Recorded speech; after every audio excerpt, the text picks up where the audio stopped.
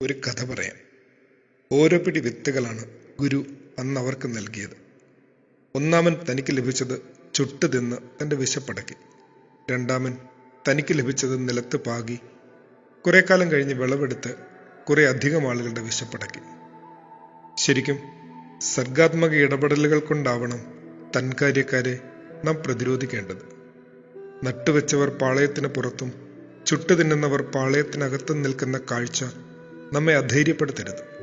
പകരം അസ്വസ്ഥരാക്കണം. നമ്മുടെ വിശപ്പുകൾക്ക് വേണ്ടി മാത്രമുള്ള ജീവിത ഗമനങ്ങളിൽ നിന്ന് പുറത്തിറക്കണം.